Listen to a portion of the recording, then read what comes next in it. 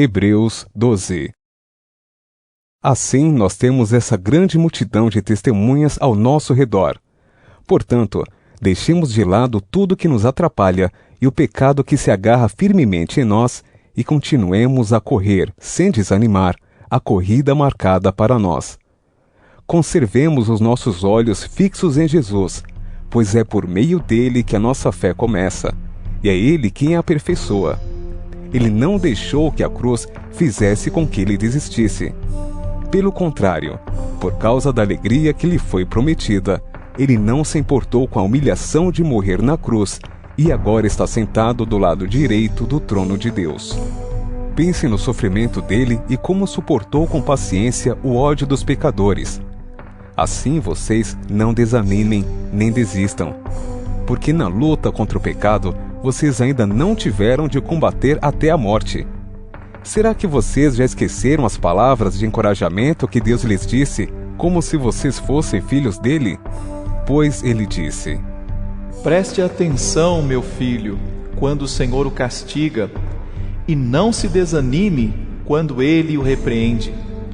Pois o Senhor corrige quem ele ama e castiga quem ele aceita como filho. Suportem o sofrimento com paciência, como se fosse um castigo dado por um pai, pois o sofrimento de vocês mostra que Deus os está tratando como seus filhos. Será que existe algum filho que nunca foi corrigido pelo pai? Se vocês não são corrigidos como acontece com todos os filhos de Deus, então não são filhos de verdade, mas filhos ilegítimos.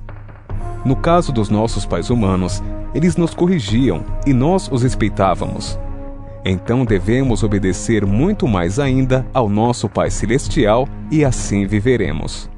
Os nossos pais humanos nos corrigiam durante pouco tempo, pois achavam que isso era certo. Mas Deus nos corrige para o nosso próprio bem, para que participemos da sua santidade.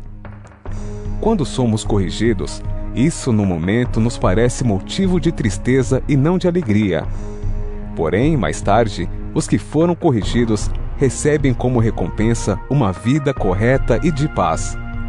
Portanto, levantem as suas mãos cansadas e fortaleçam seus joelhos enfraquecidos. Andem por caminhos aplanados para que o pé aleijado não manque, mas seja curado. Procurem ter paz com todos e se esforcem para viver uma vida completamente dedicada ao Senhor, pois sem isso ninguém o verá. Tomem cuidado para que ninguém abandone a graça de Deus. Cuidado para que ninguém se torne como uma planta amarga, que cresce e prejudica muita gente com seu veneno.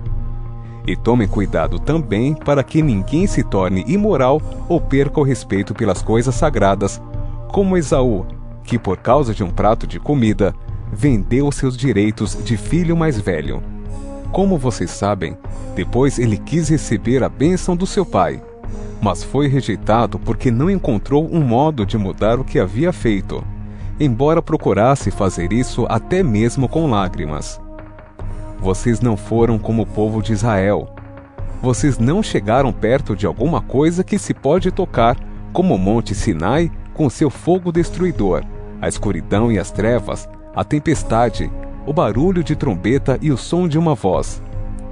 Quando os israelitas ouviram a voz, pediram que ela não dissesse mais nada, pois eles não podiam suportar a ordem que dizia: Até um animal, se tocar o monte, deverá ser morto a pedradas. O que estavam vendo era tão terrível que Moisés disse: Estou tremendo de medo. Pelo contrário, vocês chegaram ao Monte Sião e à cidade do Deus vivo, a Jerusalém celestial com seus milhares de anjos. Vocês chegaram à reunião alegre dos filhos mais velhos de Deus, isto é, daqueles que têm o nome deles escrito no céu. Vocês chegaram até Deus, que é o juiz de todos, e chegaram também aos espíritos dos que são corretos e que foram aperfeiçoados. Vocês chegaram até Jesus, que fez a nova aliança e que borrifou o sangue que fala de coisas muito melhores do que o sangue de Abel. Portanto, tenham cuidado e não recusem ouvir aquele que fala. Aqueles que recusaram ouvir a pessoa que entregou a mensagem divina na terra não puderam escapar. Por isso, muito menos escaparemos nós se rejeitarmos aquele que lá do céu nos fala. Naquele tempo, a voz de Deus fez com que a terra estremecesse, mas agora ele prometeu isto: Mais uma vez farei com que trema não somente a terra, mas também o céu. As palavras mais uma vez mostram bem que as coisas criadas serão abaladas e mudadas, para que as que não podem ser abaladas continuem como estão. Por isso sejamos agradecidos, pois já recebemos um reino que não pode ser abalado. Sejamos agradecidos e adoremos a Deus de um modo que o agrade, com respeito e temor. Porque, na verdade, o nosso Deus é um fogo destruidor.